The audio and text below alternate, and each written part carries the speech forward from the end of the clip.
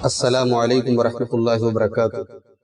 الحمد للہ رب العالمین والصلاة والسلام علی سید الانبیاء والمرسلین وعلی آلہ وصحبہ اجمعین، اما بعد۔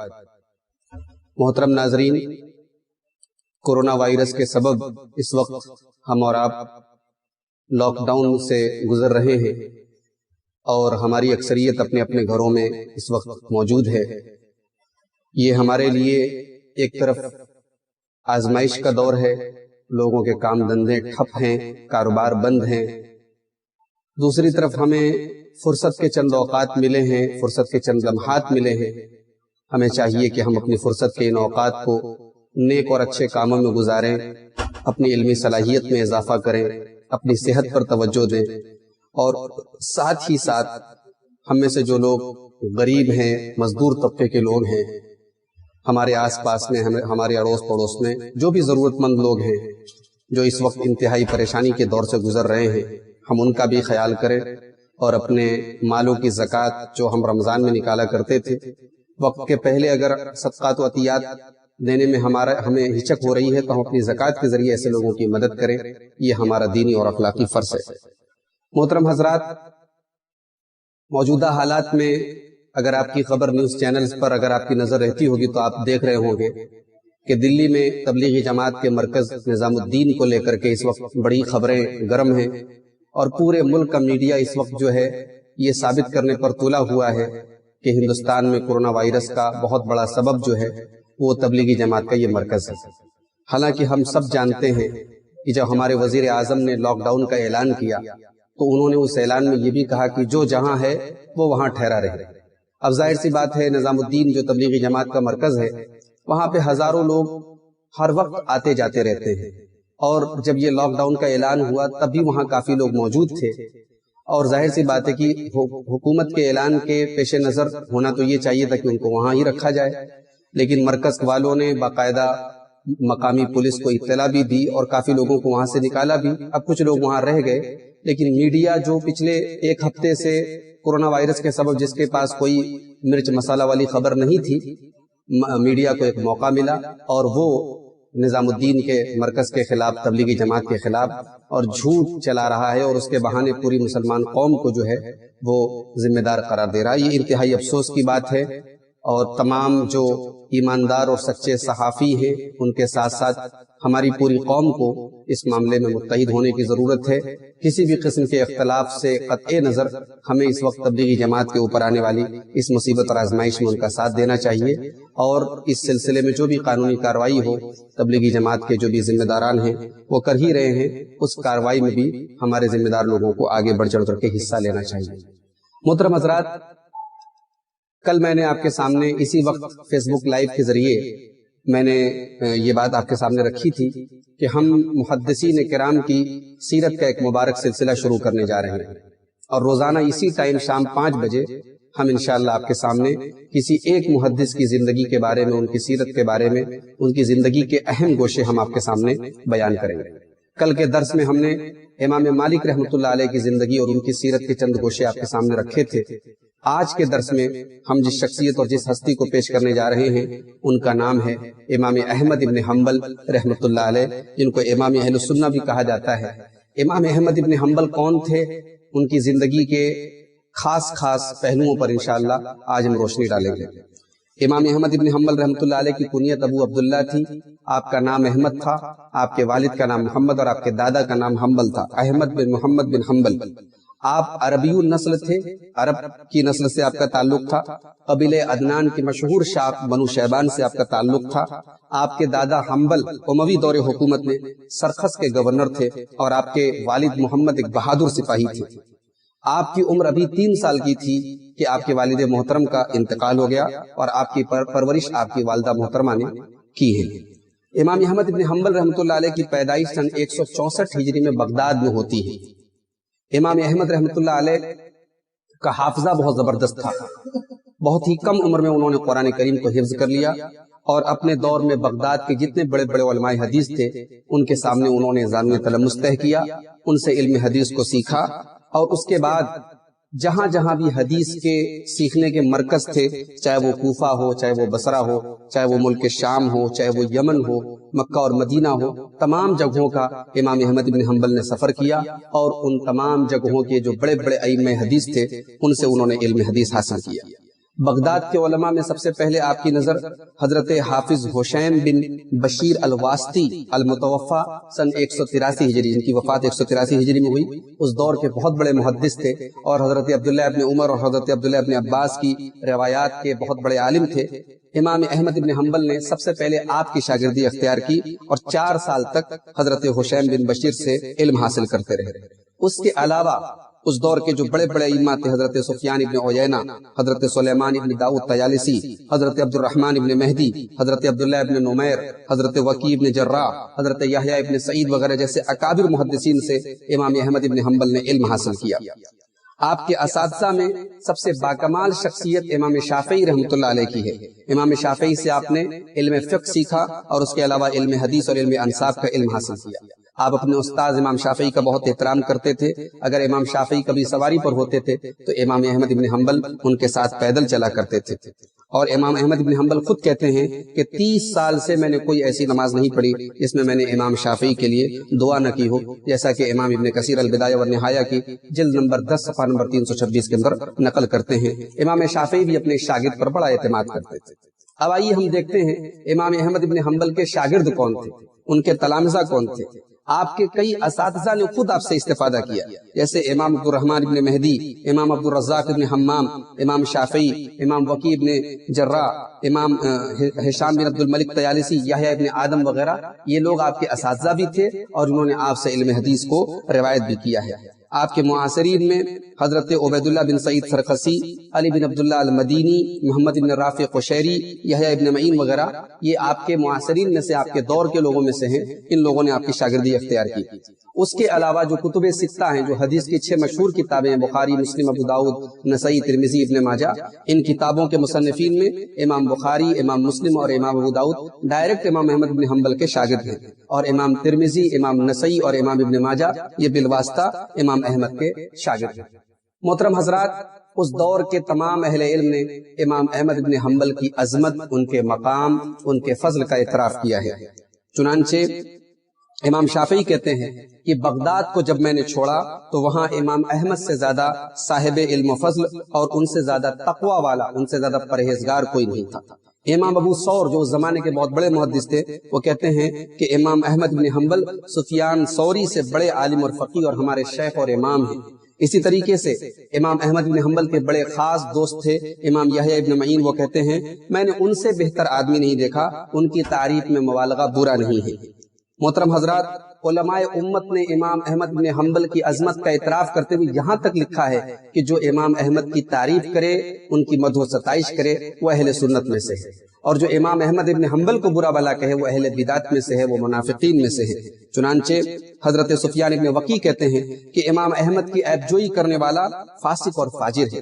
اسی طریقے سے ایک شاعر ہے ابن آیون، وہ کہتا ہے اذهب بن حنبل محنة مأمونة وبحب احمد يعرف المتمسك، کہتا ہے کہ امام احمد بن حنبل ایک کسوٹی ہے، ان کی محبت کے ذریعے دیندار آدمی کو پہچان لیا جاتا ہے۔ وَإِذَا رَأَيْتَ لِأَحْمَدَ مُتَنَقِّصًا فَاعْلَمْ بِأَنَّ سُطُورَهُ سَطْرُ، کہتے ہیں کہ اگر کوئی آدمی امام احمد بن حنبل کی مذمت کرے، ان کی برائی کرے، ان کی عیب جوئی کرے، تو سمجھ جاؤ کہ اس کی قلعی بہت جلد کھلنے والی ہے، اور اس کے فسق و فجور کا پردہ بہت جلدی چاک ہونے والا ہے۔ امام احمد بن حنبل کا جو حافظہ تھا، ان کی جو میموری تھی، ان کی جو یادداشت تھی، بہت مضبوط تھی۔ امام علی ابن مدینی کہتے ہیں ان سے بہتر میں نے کسی کا حافظہ نہیں دیکھا۔ امام احمد بن سعید الدارمی کہتے ہیں کہ بہت کم سن ہونے کے باوجود جتنی حدیثیں ان کو یاد تھی اس دور میں کسی کو یاد نہیں تھی۔ امام ابو زرع کہتے ہیں کہ ہمارے مشائخ میں ان سے بڑا حافظ حدیث کوئی نہیں تھا، ان کو لاکھوں حدیثیں یاد تھی۔ محترم حاضرین، محترم ناظرین، امام احمد بن حنبل رحمۃ اللہ علیہ علم حدیث کے اندر ان کا مقام کیا تھا، یعنی وہ کیسے راوی تھے، محدثین کی نظر میں، علماء جرح و تعدیل کی نظر میں وہ ثقہ تھے یا کمزور تھے؟ تو چنانچہ امام عجلی کہتے ہیں کہ امام احمد ابن حنبل حدیث میں ثقہ اور ضابط تھے۔ ثقہ یعنی مضبوط تھے، ضابط یعنی ان کا ضبط، ان کی میموری بہت مضبوط تھی۔ اسی طریقے سے امام ابن سعد کہتے ہیں وہ ثقہ و ثابت اور صدوق تھے، یعنی مضبوط حافظے کے مالک تھے اور سچے تھے۔ اسی طریقے سے امام نسائی رحمۃ اللہ علیہ کہتے ہیں ثقہ تھے اور قابل اعتماد تھے۔ حافظ ابن حجر کہتے ہیں متقن، بہت ہی مضبوط میموری والے تھے۔ امام ابن حبان نے ان کو ثقات میں شمار کیا ہے۔ امام شافعی کہتے ہیں کہ بغداد کی عجیب چیزوں میں یہ نوجوان بھی تھا، جب یہ حدثنا کہتا تھا تو ہر طرف سے صدوق کی آوازیں آنے لگتی تھی۔ محترم حضرات، امام احمد ابن حنبل رحمۃ اللہ علیہ کی شہرت اور مقبولیت کا عالم کیا تھا؟ امام احمد ابن حنبل خود شہرت سے بہت دور رہتے تھے، ریاکاری سے دور رہ کر گمنامی کی زندگی گزارنا چاہتے تھے، مگر ان کے علم و فضل کا ایسا چرچا تھا کہ پورے عالم اسلام کا چپا چپا ان سے واقف تھا۔ ان کے دروازے پر طلبہ کا ہجوم رہتا تھا، اور جب انہیں قید کیا گیا تو پورے عالم اسلام میں کوہرام مچ گیا۔ وہ بیمار ہوئے تو عیادت اور تیمارداری کے لیے لوگوں کا ہجوم امٹ پڑا، اور ان کے جنازے میں لاکھوں افراد شامل تھے۔ عوام اور خواص سب ان سے بہت محبت کرتے تھے۔ حضرت امام احمد ابن حنبل رحمۃ اللہ علیہ کا عبادت میں ایسا شوق تھا اور ایسا جذبہ تھا کہ اذان سے پہلے وہ نماز کے لیے تیار ہو جاتے تھے۔ با جماعت انہوں نے نماز کبھی ترک نہیں کی۔ نماز کی کا ایسا شوق اور ایسا جذبہ تھا کہ جب خلق قرآن، عقیدہ خلق قرآن کا جب مسئلہ چھڑا اور اس کے جرم میں ان کو جب کوڑے ان کے پیٹ پر برسائے گئے اور ان کا بدن لہو لہان ہو گیا، تو اس وقت بھی انہوں نے ابن سماع کی ابتدا میں جماعت کے ساتھ نماز پڑھی۔ ابن سماع نے کہا کہ آپ کا بدن خون میں لطپت ہے اور آپ نماز پڑھ رہے ہیں؟ تو انہوں نے کہا قد صلی عمر وجرحہ یصب دما، میں اگر آج لہو لہان ہو کر کے نماز پڑھ رہا ہوں تو کیا تم بھول گئے؟ امام حضرت عمر فاروق رضی اللہ تعالیٰ عنہ کے بدن سے خون کے فوارے نکل رہے تھے، لیکن انہوں نے نماز پڑھی تھی۔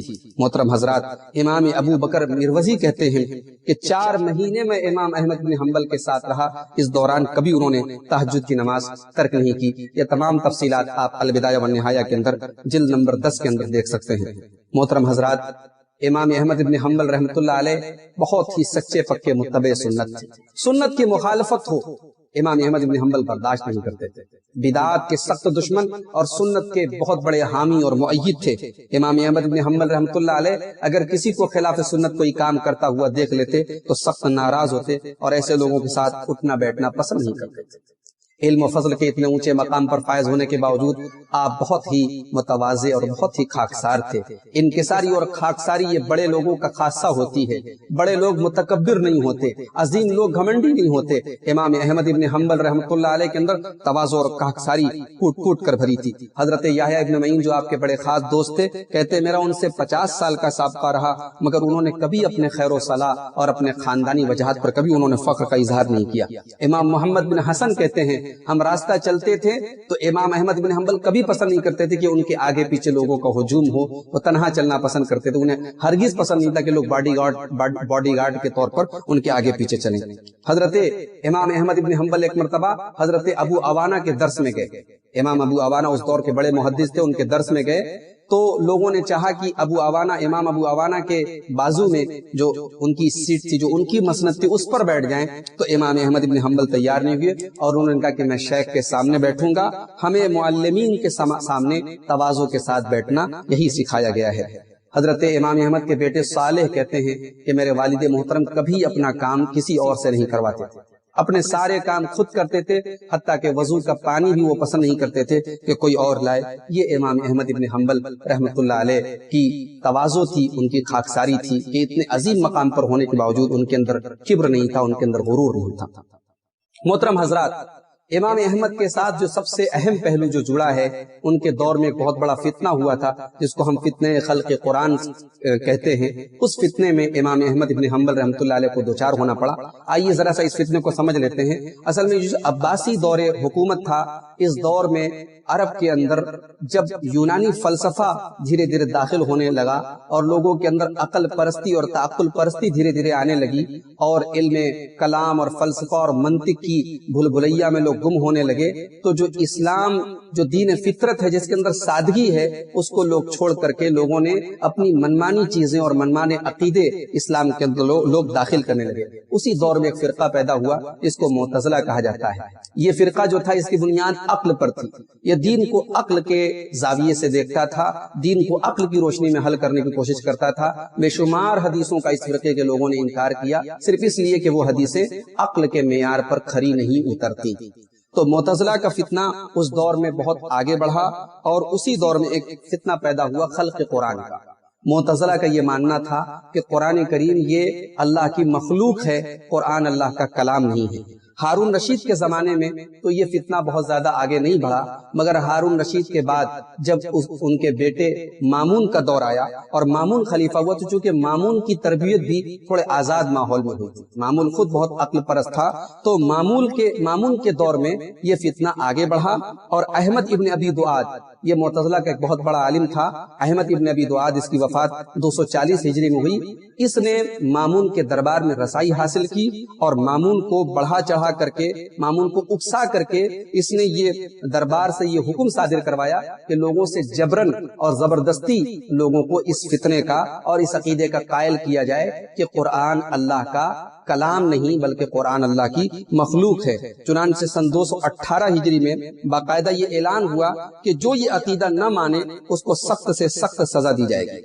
اس دور میں مامون رومیوں سے جنگ کرنے کے لیے بغداد سے دور ترسوس گیا ہوا تھا، لیکن وہاں سے اس نے بغداد کے گورنر اسحاق ابن ابراہیم کو تاکید کی کہ لوگوں سے زبردستی اس عقیدے کا اقرار کروائیے اور تمام علماء اور فقہا کی رائے اس مسئلے پر معلوم کیجیے۔ امام احمد کو بھی طلب کیا گیا، بہت بحث ہوئی، لیکن امام احمد ابن حنبل کا بس ایک ہی کہنا تھا، قرآن اللہ کا کلام ہے، میں اس کو مخلوق نہیں کہہ سکتا۔ جب یہ ساری رپورٹ والی بغداد اسحاق نے، جو اس وقت اسحاق ابن ابراہیم جو بغداد کا گورنر تھا، اس نے یہ ساری رپورٹ جب مامون کو بھجوائی تو مامون نے کہا کہ ان تمام لوگوں کو میرے پاس بھیج دو، میں ان کو زنجیروں میں جکڑ کر میرے پاس بھیج دو، میں ان کی حیات اور موت کا فیصلہ کروں گا۔ 2 لوگوں کے بارے میں تو مامون نے کہا کہ فوراً قتل کر دو، اور باقی لوگوں کے بارے میں کہا کہ میرے پاس ان کو زنجیروں میں جکڑ کر کے بھیج دو، ان کی موت اور حیات کا فیصلہ میں کروں گا۔ جب مامون کا یہ حکم مجمع عام میں پڑھ کر کے سنایا گیا تو بڑے بڑے لوگ، جو بڑے بڑے علماء جو اب تک مامون کی بات کے خلاف تھے، یہ خطرناک حکم سن کر کے ان کے پائے ثبات میں بھی لغزش آ گئی، اور انہوں نے بھی مجبوری دیکھ کر اور حالات دیکھ کر انہوں نے سمجھوتا کر لیا۔ لیکن 2 لوگ ایسے تھے جنہوں نے اتنے سخت حکم کے باوجود سمجھوتا نہیں کیا، ایک امام احمد ابن حنبل تھے اور ایک محمد بن نوح تھے۔ یہ دونوں آخر تک ثابت قدم رہے، چنانچہ ان دونوں کو زنجیروں میں جکڑ کر کے ترسوس، جہاں اس وقت مامون تھا، وہاں کے لیے روانہ کیا گیا۔ لیکن ابھی امام احمد بن حنبل اور محمد بن نوح ابھی مقام رقہ میں تھے کہ مامون کے انتقال کی خبر آ گئی، لیکن مامون نے اپنے انتقال سے پہلے اپنے بعد میں ہونے والے خلیفہ کو اس بارے میں وصیت کی کہ اس معاملے میں کوئی ڈھیلائی مت برتنا اور اس عقیدے کا لوگوں کو زبردستی قائل کرنا۔ چنانچہ مامون کے بعد جب معتصم باللہ خلیفہ ہوا تو وہ اس معاملے میں اور سخت ثابت ہوا۔ اس نے امام احمد ابن حنبل رحمۃ اللہ علیہ کو ترسوس سے بغداد اسی قید و بند کی حالت میں بلوایا۔ راستے میں حضرت امام احمد ابن حنبل کے جو دوسرے ساتھی تھے محمد ابن نوح، ان کا انتقال ہو گیا۔ جب امام احمد معتصم کے دربار میں پیش کیے گئے تو لوگوں نے امام احمد کو بہت سمجھانے کی کوشش کی اور ان سے کہا کہ بھائی، آپ کے تمام ساتھیوں نے اس معاملے میں رخصت اختیار کی، آپ نے کیوں عزیمت کا راستہ اپنایا؟ آپ کیوں اپنے آپ کو اتنے ہمتی اور بہادر سمجھتے ہیں؟ امام احمد ابن حنبل کا کہنا تھا، میرا صرف ایک ہی مطالبہ ہے، قرآن و سنت سے کوئی ایک دلیل پیش کر دو کہ قرآن اللہ کا کلام نہیں بلکہ قرآن اللہ کی مخلوق ہے۔ بعض لوگوں نے ان کے سامنے وہ حدیثیں پیش کی جن میں ایسی مشکل اوقات میں، ایسے مشکل وقت میں رخصت کی اور چھوٹ دی گئی ہے۔ امام احمد بن حنبل نے حضرت خباب رضی اللہ تعالیٰ عنہ کی وہ حدیث پیش کی جس میں حضرت خباب رضی اللہ تعالیٰ عنہ اللہ کے رسول صلی اللہ علیہ وسلم کے پاس آئے اور کہا کہ اللہ کے رسول، ہمیں اتنا ستایا جا رہا ہے۔ تو اللہ کے رسول صلی اللہ علیہ وسلم نے اس حدیث میں فرمایا کہ تم سے پہلے کے لوگوں کو آرے سے چیر دیا گیا، ان کو 2 ٹکڑے کر دیا گیا، ان کو زمین میں گڈھا کر کے ان کو دفن کر دیا گیا، لیکن انہوں نے اپنے دین سے ہٹنا گوارا نہیں کیا۔ امام احمد بن حنبل نے یہ حدیث پیش کر کے لوگوں کو خاموش کر دیا۔ جب معتصم کے دربار میں امام احمد ابن حنبل کو پیش کیا گیا وہاں بھی بڑی بحث ہوئی، مگر امام احمد ابن حنبل رحمۃ اللہ علیہ اس عقیدے پر اٹل رہے کہ میں قرآن کو اللہ کا کلام مانتا ہوں، میں قرآن کو اللہ کی مخلوق نہیں مانتا۔ جلادوں کو بلوایا گیا، امام احمد ابن حنبل کے کپڑے اتروائے گئے، امام احمد ابن حنبل کو کوڑے کی سزا دینے کی تیاری ہو گئی۔ امام احمد ابن حنبل رحمۃ اللہ علیہ نے اللہ کے پیارے رسول صلی اللہ علیہ وسلم کی وہ حدیث پڑھی، آپ نے کہا لا یحل دم امرئ مسلم، کہا کہ اے بادشاہ وقت امیر المومنین، اللہ کے پیارے رسول کی حدیث ہے کہ کسی بھی مسلمان کا خون حلال نہیں ہے جو اللہ کو اپنا معبود مانتا ہو اور جناب محمد رسول اللہ صلی اللہ علیہ وسلم کی رسالت کا اقرار کرتا ہو، مگر 3 لوگوں کا خون حلال ہے، جان کے بدلے جان، اور شادی شدہ زانی، اور اسی طریقے سے جو دین کو چھوڑ دے۔ اسی طریقے سے امام احمد نے ایک اور حدیث پڑھی، اللہ کے رسول صلی اللہ علیہ وسلم نے فرمایا کہ امرت ان اقاتل الناس، مجھے حکم دیا گیا میں لوگوں سے اس وقت تک جنگ کروں جب تک وہ لا الہ الا اللہ اور محمد رسول اللہ کی شہادت اور گواہی نہ دے دے۔ جب لوگ اس کلمے کا اقرار کر لیں فقد عصموا منی دماءهم واموالهم، اس کے بعد ان کی جان اور ان کا مال محفوظ ہو گیا، ان کی جان میں نہیں لے سکتا، ان کا مال میں نہیں لے سکتا۔ اللہ کے رسول کی یہ دونوں حدیثیں پڑھی اور امام احمد نے کہا امیر المومنین آج میں آپ کے دربار میں کھڑا ہوں، کل اللہ کے دربار میں آپ کھڑے ہوں گے، آپ کیا جواب دیں گے؟ تھوڑا سا دل پسیجا، تھوڑا سا دل معتصم باللہ جو اس دور کا خلیفہ تھا اس کا دل پسیجا، مگر درباری جو معتزلہ کے علماء تھے ان لوگوں نے پھر ان کو امام احمد کو کافر اور گمراہ اور منافق قرار دینا شروع کیا اور جلاد نے کوڑے برسانے شروع کی۔ وقت کا امام ہے، وقت کا امام ہے، پوری زندگی جس نے حدیثوں سے پڑھنے پڑھانے میں گزاری ہے، اس عظیم اور اس جلیل القدر امام کی پیٹھ پر کوڑے برسائے جا رہے ہیں۔ کوڑا پڑتا تھا، امام احمد ابن حنبل رحمۃ اللہ علیہ بے ہوش ہو جاتے تھے، اور جب ہوش آتا تھا خود کہتے جب ہوش آتا تھا میں دیکھتا تھا میرے سامنے معتصم باللہ کھڑا ہوا ہے، جلاد میرے دائیں بائیں کھڑے ہیں، لیکن میری زبان سے بس ایک ہی جملہ نکلتا تھا کہ آتونی بشیء من کتاب اللہ، اللہ کی کتاب قرآن میں سے یا اللہ کے رسول صلی اللہ علیہ وسلم کی حدیث میں سے کوئی دلیل لا کر کے دے دو، حتی اقول بہ، یہاں تک کہ میں تمہارے موقف کا اقرار کر لوں۔ 80 کوڑے امام احمد ابن حنبل کی پیٹھ پر برسائے گئے، اور اس کے بعد انہیں چھوڑا گیا۔ جب امام احمد ابن حنبل گھر پہنچے تو کئی مہینے تک بستر سے اٹھ نہیں سکے، ان کی پیٹھ پر جو نشانات تھے کوڑے کے ساری زندگی وہ نشانات باقی رہے، ان کی کلائی پر تو ایسی کاری ضرب لگی تھی کہ پوری زندگی اس کی تکلیف کو محسوس کرتے رہے۔ جب امام احمد ابن حنبل کی پیٹھ میں اور ان کی کلائی میں درد ہوتا تھا تو اکثر وہ کہا کرتے تھے کہ اے اللہ تو ابو الحیثم کی مغفرت فرما۔ ایک دن ان کے بیٹے صالح نے پوچھا ابا جان یہ ابو الحیثم کون ہے؟ کہا کہ جب دربار معتصم میں مجھے کوڑے لگائے جانے والے تھے تو ایک نوجوان نے پیچھے سے میرا دامن پکڑا تھا اور کہا کہ پہچانتے ہو میں کون ہوں؟ میں نے کہا نہیں میں نہیں پہچانتا کہ تم کون ہو۔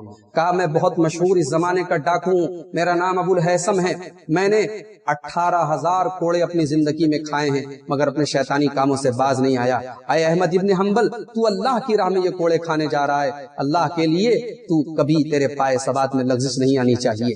امام احمد ابن حنبل کہتے ہیں میں اس ابو الحیثم کو کبھی بھولا نہیں، اس کے ان جملوں نے جب میری پیٹھ پر کوڑے برسائے جا رہے تھے اس کے اس جملوں نے مجھے بڑی ڈھارس دی تھی، اور آج بھی جب مجھے وہ تکلیف محسوس ہوتی ہے میں اسے یاد کرتا ہوں اور بے ساختہ میری زبان سے اس کے لیے مغفرت کی دعائیں نکلتی ہیں۔ محترم ناظرین، ائمہ تو بہت گزرے، محدثین تو بہت گزرے، مگر حق کی راہ میں عظیمت کا یہ جو طغرہ امتیاز ہے یہ امام احمد ابن حنبل کو حاصل ہے، یہ مقام امام احمد ابن حنبل کو حاصل ہے، یہ مقام کسی اور کو حاصل نہیں ہے۔ اسی لیے امام اسحاق ابن راہویہ کہتے ہیں کہ اللہ تعالیٰ نے 2 لوگوں کے ذریعے اسلام کو غلبہ اور اعزاز عطا فرمایا ہے۔ ایک فتنہ ارتداد آیا تھا اللہ کے رسول کی وفات کے بعد، اس فتنے میں اللہ تعالیٰ نے اسلام کو طاقت دی تھی سیدنا ابو بکر صدیق رضی اللہ تعالیٰ عنہ کے ذریعے، اور پھر ایک دوسرا فتنہ پیدا ہوا تھا فتنہ خلق قرآن کا، اور یہ جو فتنہ پیدا ہوا اس فتنے میں اللہ تعالیٰ نے اسلام کو تقویت اور عزت دی امام احمد ابن حنبل رحمۃ اللہ علیہ کے ذریعے۔ محترم حضرات، امام احمد نے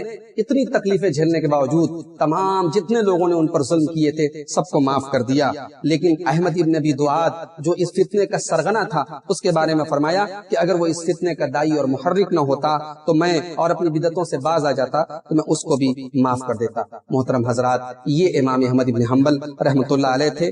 12 ربیع الاول سن 241 ہجری میں 77 سال کی عمر میں آپ کی وفات ہوئی۔ آپ کے جنازے میں بے شمار افراد تھے۔ محمد ابن طاہر کہتے ہیں نماز کے بعد میں نے اندازہ لگایا تقریباً 8 लाख लोग آپ کے جنازے میں شامل تھے۔ عبد الوہاب الوراق کہتے ہیں کہ دور جاہلیت میں اور دور اسلام میں کسی ایک شخص کے جنازے میں اتنے لوگ شامل نہیں تھے۔ آپ کی اولاد میں حضرت صالح اور حضرت امام عبداللہ یہ دونوں بہت بڑے محدث گزرے ہیں۔ آپ کی زیادہ تر روایتیں آپ کے بیٹے عبداللہ سے مروی ہیں۔ محترم حضرات، اب آئیے آج کے اس درس کی آخری کڑی پر ہم آتے ہیں۔ امام احمد ابن حنبل رحمۃ اللہ علیہ کی جو کتابیں تھیں، ان کی کتابوں میں انہوں نے نماز کے طریقے پر ایک مختصر سا رسالہ لکھا کتاب الصلاۃ کے اوپر کے نام سے۔ اسی طریقے سے ایک رسالہ آپ نے لکھا کتاب الزہد کے نام سے، اس میں اللہ کے رسول صلی اللہ علیہ وسلم کی ان حدیثوں کو جمع کیا جو زہد کے متعلق تھی۔ تفسیر کے اوپر آپ نے ایک چھوٹا سا رسالہ نکلا، لیکن آپ کی سب سے مشہور جو کتاب تھی وہ کتاب مسند احمد ابن حنبل ہے۔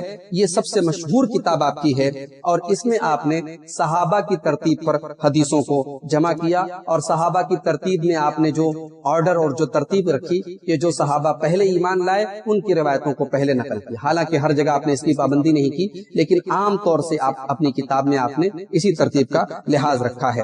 آپ کی اس کتاب میں تقریباً 700 صحابہ کی حدیثیں موجود ہیں، اور شاہ عبد العزیز کے بقول آپ کی اس کتاب کے اندر تقریباً 30,000 روایات ہیں، اور باقی 10,000 روایات آپ کے بیٹے عبداللہ کی ہیں جو انہوں نے دوسرے اساتذہ سے روایت کی ہیں۔ جو اپنے باپ امام احمد سے روایت کی ہیں ان کی تعداد 30,000 ہے۔ اپنی اس کتاب کی تدوین میں اس کے اندر حدیثوں کو جمع کرنے میں امام احمد ابن حنبل نے بہت احتیاط سے کام دیا ہے، اور انہی راویوں کی روایت کو اپنی کتاب میں لیا ہے جن پر آپ کو اعتماد اور بھروسہ تھا۔ آپ کی یہ کتاب علم حدیث کی امہات کتب میں، یعنی جو میجر بکس ہیں، جو بڑی بڑی کتابیں ہیں، ان میں آپ کی اس کتاب کا شمار ہوتا ہے، اور علم حدیث کا سب سے ضخیم مجموعہ آپ کی یہ کتاب مانی جاتی ہے۔ امت کا اس کتاب پر اعتماد رہا ہے۔ اس کتاب میں ضعیف حدیثیں بھی ہیں مگر بہت کم تعداد میں ہیں۔ اس کتاب کی بیشتر حدیثیں صحیح حدیثیں ہیں۔ یہ امام احمد کا وہ کارنامہ ہے کہ جب تک یہ کتاب دنیا میں پڑھی جاتی رہے گی، امام احمد رحمۃ اللہ علیہ کو اس کا ثواب ملتا رہے گا۔ محترم حضرات، یہ ایک مختصر سی جھلکی تھی امام احمد ابن حنبل، امام اہل سنت، ان کی زندگی اور ان کی سیرت کی۔ میں امید کرتا ہوں کہ ہمارا یہ سلسلہ آپ پسند کر رہے ہوں گے، آپ کے علم میں اضافہ ہو رہا ہوگا، اور ان محدثین نے جن کی زندگیاں پیارے رسول صلی اللہ علیہ وسلم کی حدیثوں کو لکھنے، پڑھنے، سیکھنے، سکھانے میں گزری ہیں، اور جن کا اوڑھنا بچھونا اللہ کے رسول کی حدیثیں تھیں، اور جن کو اللہ تعالیٰ نے اس کام کے لیے چن لیا، جیسے قرآن کریم کی حفاظت کے لیے اللہ تعالیٰ نے حفاظ کرام پیدا کیے، قرآن کریم کی تفسیر کے لیے مفسرین پیدا کیے، اسی طریقے سے پیارے رسول صلی اللہ علیہ وسلم کی حدیثوں کے لیے اللہ تعالیٰ نے محدثین کی اس جماعت کو تیار کیا جن کی زندگی کی لذت اسی کام میں تھی۔ محترم حضرات، امام احمد ابن حنبل رحمۃ اللہ علیہ نے بڑی قسم پرسی کی زندگی گزاری ہے۔